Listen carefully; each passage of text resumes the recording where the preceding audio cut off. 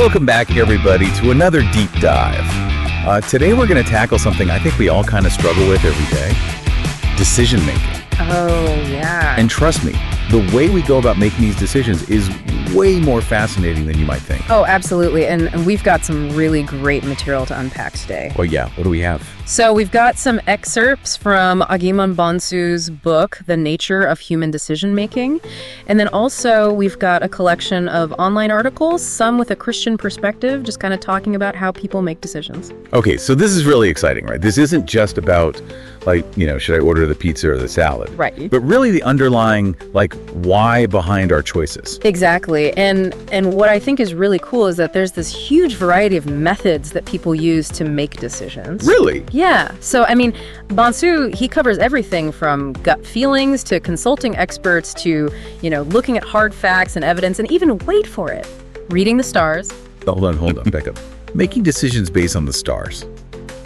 That's got to be pretty niche, right? We might be surprised. Even today, horoscopes are hugely popular. And Bonsu kind of makes the argument that it taps into this deep desire that we have for meaning. Yeah. Like there's this bigger plan. Like the universe is telling us what to do. Yeah. Yeah, exactly. Okay. So even something like that, something that seems so out there, it speaks to this complexity of human decision making. Okay, so that's kind of a lot to unpack. Yeah. So to kind of help us navigate this complexity, we decided to kind of group these methods from our sources into some kind of overarching themes, right? Exactly, yeah. And I think it'll help the listeners kind of connect the dots and remember better. Okay, so what's our first theme? Okay, so let's start with what we're calling the inner compass. The inner compass. Yes. Okay, so this is all about trusting your gut. Right. That inner voice that sometimes screams yes, or other times screams run. Precisely, yeah. And Bonsu actually he shares this really intriguing example of an entrepreneur that invested in this venture that everyone thought was crazy, based purely on a gut instinct. Whoa.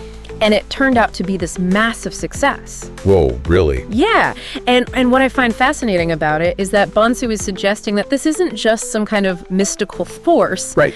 But it's potentially our subconscious processing patterns that we're not even aware of. So there's a logic to gut feelings, even if we can't exactly articulate it. Potentially, yeah. Wow. But Bonsu also kind of cautions that intuition can have its limitations. Right. Particularly when fear or really strong emotions are involved, it can kind of cloud our judgment. That makes sense. Yeah. Think about it, we've all been there, right? Right. You're making a gut-based decision. Yeah. And did it pan out well? Right. Or were there factors that you only saw, looking back on it? Yeah. And that's a great point. Yeah.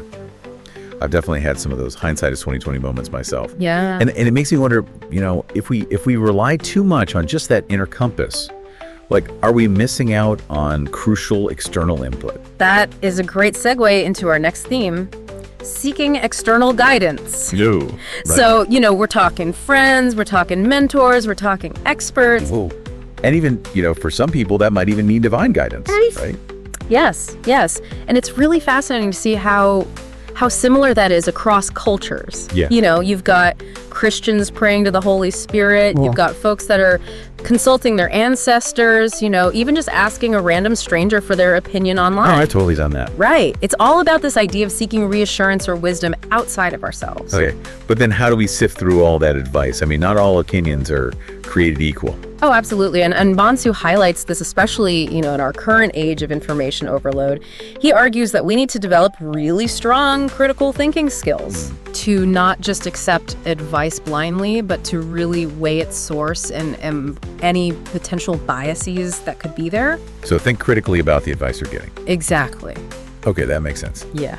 Now, on the flip side, we have what seems a little bit more straightforward: logic and evidence. Ah, yes, the realm of facts and figures. Yes. Yeah, this is crucial for practical matters, right? So, right.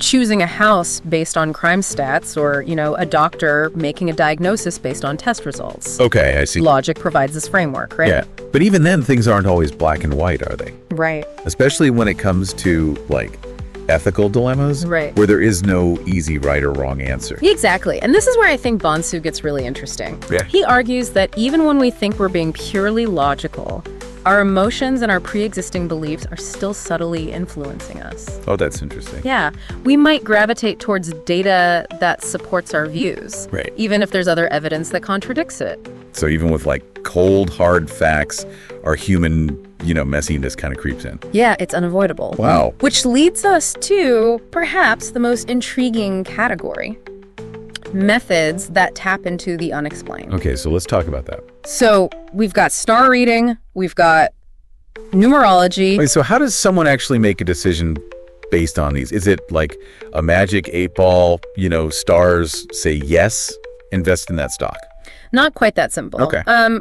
With star reading, Bonsu gives the example of the 3 wise men. Oh, yeah. Okay. Following the Star of Bethlehem. It's less about, these literal instructions and more about seeking patterns, meaning a sense of like cosmic connection that guides the choice. I can see that, yeah? Yeah. What about numerology? Is that like seeing 11.11 everywhere and assuming it's a sign? That's a very common example, yeah. Right. Yeah. Bonsu doesn't really go into detail about the how-to, but he suggests that it's similar to star reading, where people are seeking this sense of order and significance in the world around them, Yeah. which then influences their decisions. Okay, so even those methods that we might consider kind of out there still speak to some really fundamental human needs. Absolutely. That's what I think makes this whole deep dive so fascinating.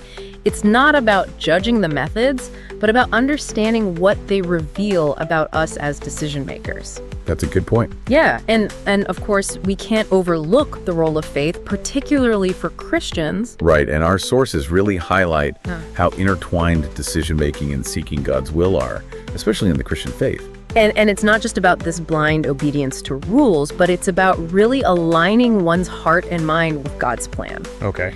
Often through prayer, through meditation, through studying scripture, Yeah. it adds this whole other layer to the process. Okay, so if you're a Christian, Yeah. it's not just about making a good decision, Right. but one that also resonates with your faith. Exactly. But how do you know what God wants? Like, is it this booming voice from the heavens? Not usually, no. Okay. Our sources suggest that it's often very subtle. It's an inner voice, a sense of peace, even challenging circumstances that kind of push you to grow. Yeah. It requires cultivating discernment, quieting the mind, to really hear that inner guidance. So it sounds like that stillness that we were talking about earlier is key here too. Absolutely. Now, our Christian-focused sources also mention these 2 fundamental laws. The law of survival and the law of love. Right. Can you unpack those a little bit for us? Absolutely. So the law of survival is all about responsible stewardship Okay. of ourselves, of our resources, of the world around us. Right. It's about making choices that promote well-being, recognizing that we're caretakers of God's creation. So it's not just this kind of like every man for himself survival, but more mindful decision-making that takes into account that long-term impact. Precisely. And alongside that, we have the law of love, Okay. which is rooted in the idea of loving God and loving your neighbor as yourself. Yeah. And it's about making decisions through this lens of compassion, that it should benefit both oneself and the community. Okay, so it's finding that sweet spot where your choices like honor your needs, but they also contribute to something larger than yourself. Exactly. And these 2 laws aren't mutually exclusive. They actually work in tandem. Okay. Think about, like choosing a career, right? Yeah. Survival might push you towards, financial stability, Yeah. while love might guide you towards a field where you can serve others. That's a really good example. Yeah. It's fascinating how even within like a faith-based framework, you have this interplay of like, the practical needs and then the deeper values. Yeah. And that's just the tip of the iceberg, right? Yeah. What's striking me is how diverse our approaches are to decision making. Yeah. Yet they all speak to these core human needs, a desire for meaning, for connection, for making the right choice. That's really cool. Yeah. This has been mind-blowing so far. Oh, good. But, we've mostly been in kind of the theoretical realm, right? Yeah. In the next part of our deep dive, Yeah. we're going to get into some like real life examples Yes. and, those, oh no, what do I do moments we all face. Exactly. And we'll explore how these different methods play out in practice when the stakes are high and the choices aren't so clear cut. I'm already hooked. But before we move on, Yeah. I want to hear from you, the listener. Yeah. What's standing out to you? Which methods resonate with you? What questions are bubbling up for you? Hold on to those thoughts. Because we're diving even deeper soon. We are. Welcome back to our deep dive into decision making. Yes. Last time, we explored this whole range of methods that people use. Yeah. From gut feelings to consulting the stars. Yeah. It was fascinating, but it was also a little theoretical. Yeah. It was a good foundation. Yeah. We laid the groundwork. Now let's see how these concepts play out in real life. Yes, I think so. Because let's be real. Yeah. Decision making isn't always like smooth sailing, right? Oh, no. There are those moments when you're standing at a crossroads and the pressure is on. It is. Bamsu shares this great example of this woman who was offered her, like, dream job. Okay. More money, more responsibility, the whole package. Oh, wow. But she had this persistent nagging feeling that something just wasn't right. Oh. You know that classic gut instinct warning? Yeah, exactly. Something's off. Totally. So she couldn't, like, logically explain it. But she decided to trust her intuition. Okay. And turn the job down. Wow. Everyone thought she was crazy, but a few months later, guess what happened? What? The company went through this massive restructuring. Oh, no. And that dream position was eliminated. Wow. Talk about dodging a bullet. I know. It makes you wonder, what if she had ignored that gut feeling? Right. It really highlights a crucial point that Bonsu makes about intuition. Oh. It can be powerful. Yeah. But it's not infallible. Right. And we really need to learn to discern when to trust it. Right.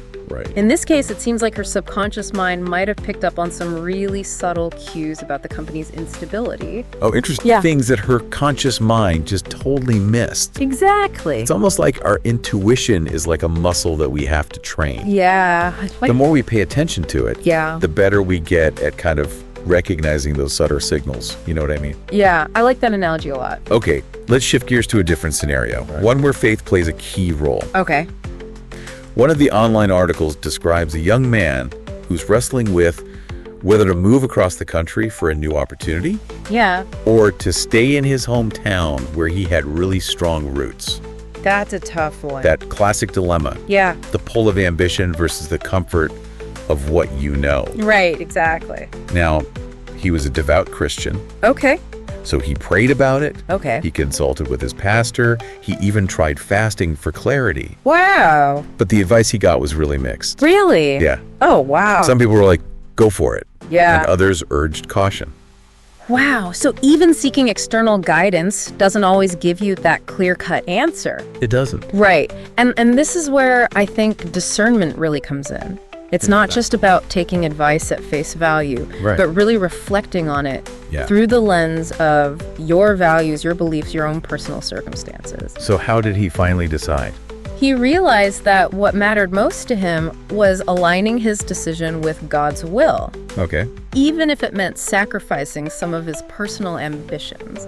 Wow. And he found peace in staying put, even though it wasn't the most exciting choice. It's a powerful example of how faith can really reframe that whole decision-making process. It is. It's Yeah. a different perspective.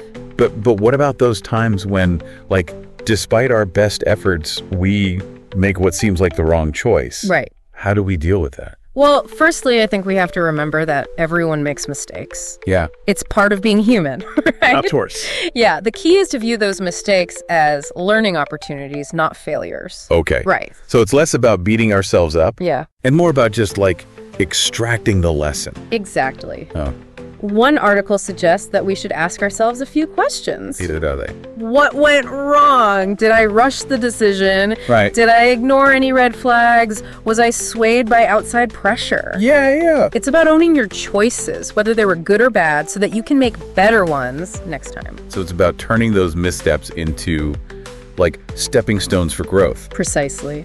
I like that. Yeah. And sometimes what seems like a wrong decision in the moment can actually lead to unexpected opportunities down the line. Oh, absolutely. Life has a funny way of working things out. It does. It does. That's reassuring, but let's be honest. Yeah.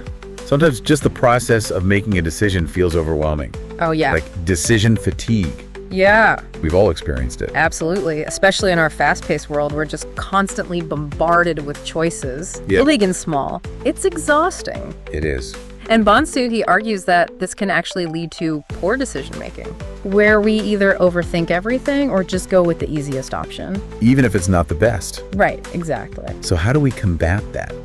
that decision fatigue? One article suggested simplifying your routines. Okay. So if you're always, agonizing over what to wear, maybe you create a capsule wardrobe. Okay. If meal planning stresses you out, maybe try one of those meal kit services. Right. It's about freeing up that mental bandwidth so you can focus on the decisions that truly matter. Yeah, be more strategic with your energy. Exactly. Okay, that's good. Yeah. Now, another challenge that we often face is like conflicting information or advice. Yeah. You've got experts saying one thing and then your friends are saying another. Right. And then the internet's throwing a million different opinions at Yeah. you. It's information overload at its finest. It really is. Yeah. Bonsu is very clear on this point. Okay. We need strong critical thinking skills. Okay. It's about evaluating your sources, looking for potential biases, not just accepting information blindly because it comes from someone with a fancy title. Or a lot of followers. Or a lot of followers, exactly. Yeah. It's like becoming your own personal fact checker. Right. And sometimes it means having the courage to just go against the grain. Oh, yeah. To make a choice that others might not understand, but that feels right to you. And that can be tough. It can be. Especially if you're someone who really values harmony. Right. And wants to make everybody happy. Right. And it's about finding that balance between honoring your own inner knowing. Right. And considering the perspectives of others. That makes sense. Yeah. Before we move on, I'm curious to hear what resonates with you, the listener, from these real-life examples. Yeah. Have you had any similar experiences where your gut feeling saved you or where faith played a key role in a big decision? Yes, we would love to hear your thoughts. Yeah. Hold on to those reflections because we are going to delve into some practical strategies for navigating those tricky decision points in our next segment. Welcome back to the Deep Dive. Yeah, it's good to be back. We've explored this whole spectrum of decision-making methods. Right. We even dove into some real-life examples of how they actually play out in practice. Right, yeah. But last time we were talking about tapping into this deeper source of wisdom. Yes. This inner compass, I guess you could call it. Yes. That guides our choices. It's a powerful idea. It is, but you left us with this thought-provoking question. Yeah. What if we could actually do that? Right. What if we could cultivate this connection with our inner wisdom? Yeah. How would we even begin? Yeah. I mean, it sounds great in theory, but in practice, where do you even start? Right, exactly. One thing that really emerges from our sources, and from Bonsu especially, is this power of stillness. Stillness, you mean meditation, taking a break from the constant noise and everything. Exactly, yeah. Creating space to just quiet that mental chatter, to just be present. Yeah. Because when we're, constantly bombarded with information and opinions and distractions, it's like our inner compass just gets totally drowned out. Makes sense. It's hard to hear that quiet voice when there's a mental party going on all the time. Exactly. So, practices like meditation, mindfulness, even just being out in nature, they help us to reconnect with that stillness. Yeah. Where that inner wisdom can actually emerge. So stillness is step one. Yeah, I think so. What else kind of helps us tap into this deeper knowing? Well, self-awareness is crucial. Okay. Understanding our values, our beliefs, our motivations. Yeah. What truly matters to us? Right, yeah. What kind of life are we trying to build? Because if you don't know what you stand for, any path looks appealing. Right, exactly. And this might involve some introspection, maybe journaling, even therapy. Yep. It's about peeling back those layers. Yeah. And getting to know ourselves as well as we know our closest friend. Right, so really taking the time to go deep within. Absolutely. Now, I'm guessing for people on a spiritual path, prayer and connection to a higher power play into this as well. Oh, absolutely. Yeah. It's about surrendering to something larger than ourselves. Yeah. Seeking guidance from a source that's beyond our limited understanding. Right. And whether that's through formal prayer, through meditation, or simply just feeling that sense of awe in nature, right. That connection can bring a lot of clarity. So it's not about having all the answers ourselves. Right. But being open to receiving that higher wisdom. Beautifully put. Yeah. And along with this, yeah, we can't forget about intuition. Right. Which we touched on before. Yes. That gut feeling, that hunch. Yeah. But how do you know it's real intuition? Right. How do you know it's not just wishful thinking or fear masquerading as wisdom? That's where discernment comes in. Our sources suggest that we should pay attention to how intuition manifests in our body. Okay. So is it a feeling of expansion, of excitement, of lightness? Yeah. Or is it contraction, Okay. unease. So our body's giving us like physical clues Yeah, about whether the decision feels aligned or not. exactly. That's interesting. And the more we practice like tuning into those subtle signals, the better we get at recognizing our own kind of intuitive language. Yeah. Bonsu even suggests practicing with like small, everyday choices. Okay, so like, should I have tacos or pasta for dinner tonight? Exactly. Suddenly that decision feels a lot more profound. Exactly, yeah.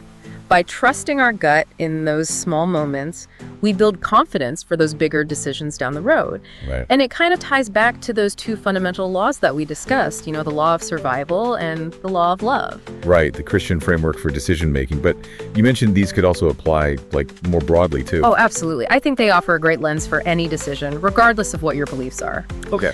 Survival is about taking care of yourself, taking care of your resources, making sustainable choices that support your own well-being. The practical grounded stuff. Exactly. And love kind of balances that out, right? Yes. So love is about considering the impact of your choices on other people. Right, exactly. Yeah. So making choices that contribute to like the greater good. Yes. Kindness, compassion, connection. Yeah. Those are the driving forces. So how do we like integrate this into our daily lives? Yeah. Do we have to like constantly be thinking, am I being loving enough in this decision about what brand of coffee to buy? No, it doesn't have to be that complicated. Okay, good. One source suggests that we just ask ourselves two simple questions before making any choice. Okay, I like simple. What are they? Does this choice support my well-being and the well-being of those around me? Okay, that's a good one. So that's your survival check. Okay. And then the second question is, does this choice reflect love, compassion, kindness? Oh, I like that. And that's your love filter. So we're filtering every decision. Exactly. And by doing this consistently, even if it's just like a quick gut check, Yeah. we start shifting our decision-making from a place of just pure ego Yeah. to one of greater purpose. It's like those questions, help us to see the bigger picture, Right. not just our immediate wants or needs. Precisely. What's really striking me is how much this whole deep dive has been about the process Yes. and not just like finding the right answer. Absolutely. Yeah. It's about the self-discovery, that deepening connection with our inner wisdom, and recognizing that even like the missteps are part of the journey. So it's not about being perfect, Yeah. but about being present, Yes. engaged, Yes. and willing to learn from everything. Beautifully put.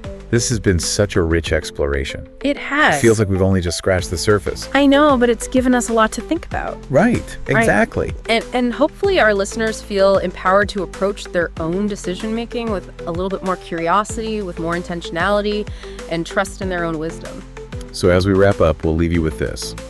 What decision will you make today that reflects the best version of yourself? Ooh, that's a good one. And remember, every choice, big or small, is a chance to build the life you truly desire, one aligned with your value and purpose. Thanks for joining us on the Deep Dive.